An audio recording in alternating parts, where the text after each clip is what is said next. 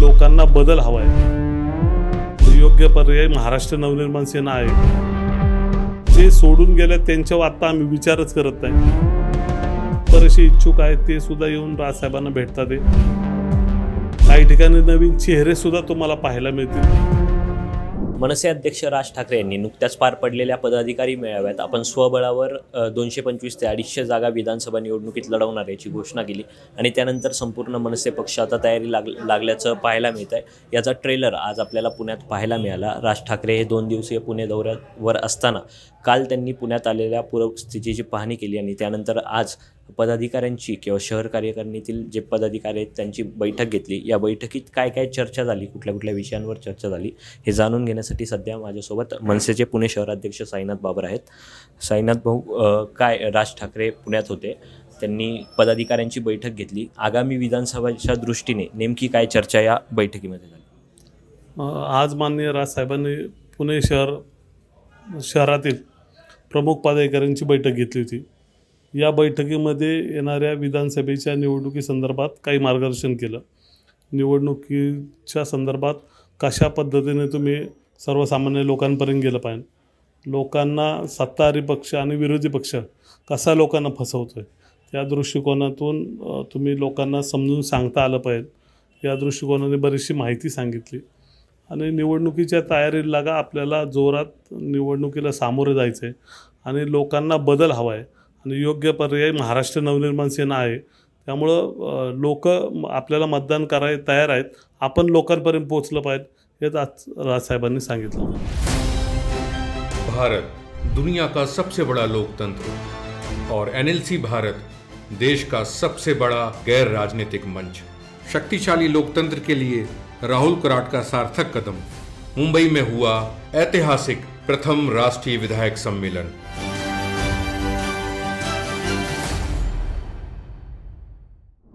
साई भाऊ, एकला चलो रेचा नारा दिला, 225 ते 250 जागा लढवणार, मात्र या 225 ते 250 मध्ये पुण्यातल्या किती जागा असतील? पुणे शहरातल्या, पुणे जिल्ह्यातल्या?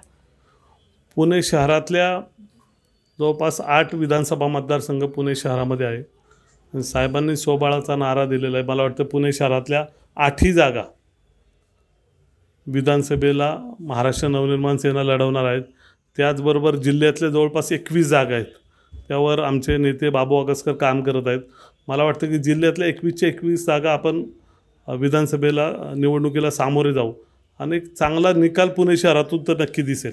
या बाबतीतच उमेदवारांवर काही चर्चा झाली का? कारण ज्या दिवशी राज ठाकरेंनी स्वबळावर लढण्याची घोषणा केली त्याच्या दुसऱ्या दिवशीपासूनच तुम्ही असेल, तुमचे कार्यकर्ते असतील, हे हडपसर विधानसभेतून तयारीला लागले। तुमचे तर भावी आमदार म्हणून बॅनरी लागले। तसेच इतर मतदारसंघात काही उमेदवार आहेत ज्यांच्या नावाची चर्चा किंवा चाचपणी सध्या झाली आहे का आणि ती राजसाहेबांपर्यंत मांडली का?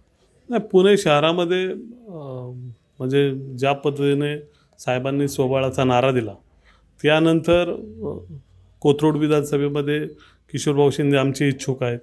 खडकवासल्या मतदारसंघामध्ये ॲडव्होकेट गणेशप्पा सातपुते इच्छुक आहेत। शिवाजीनगर मतदारसंघामध्ये रणजितदादा शिरोळे इच्छुक आहेत। प्रत्येकजण आपापल्या भागात काम करतो आहे। बाकी इतर मतदारसंघामध्ये सुद्धा बरेचसे इच्छुक आहेत ते सुद्धा येऊन राजसाहेबांना भेटतात।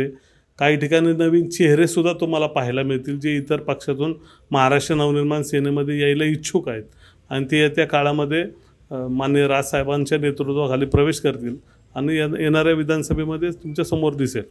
दुसरी गोष्ट, आज कात्रजमधील काही लोकांनी आपल्या पक्षात प्रवेश केला। एकंदरीतच वसंत मोरे हे मनसे सोडून वंचितमध्ये गेले, ते आता शिवसेना उद्धव बाळासाहेब ठाकरे पक्षात आहेत।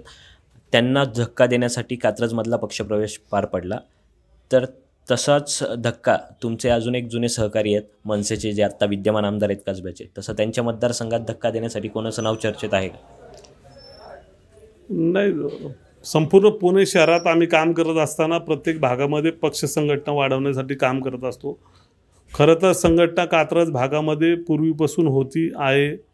आमचे त्या भागामध्ये गणेश नायकवडे असतील, योगेश खैरे असतील, हे प्रमुख पदाधिकारी पुणे शहरातले त्या भागात राहतात। फक्त वसंत मोरे यांचं नाव होतं, त्यावेळेस त्यांनी निवडणूक लढवली, 3 वेळेस नगरसेवक होते म्हणून त्यांचं नाव होतं। पण जो कार्यकर्ता आहे, जो महाराष्ट्र सैनिक आहे, तो आज पण आहे त्या ठिकाणीच आहे। लोकांना महाराष्ट्र नवनिर्माण सेनेकडून अपेक्षा आहेत, त्यामुळं त्या भागातला बरेचसे कार्यकर्ते आज महाराष्ट्र नवनिर्माण सेनेमध्ये प्रवेश केला आहे. संपूर्ण पुणे शहरामधले प्रवेश चालत असतात. प्रत्येक भागातून आज युवा कार्यकर्त्यांना माननीय राजसाहेबांकडून अपेक्षा आहेत. त्यांना वाटतं की राजसाहेब एक चांगला पर्याय म्हणून आपल्यासमोर आहेत. त्यामुळं शहरातल्या प्रत्येक मतदारसंघातून येत्या काळामध्ये प्रवेश होतील.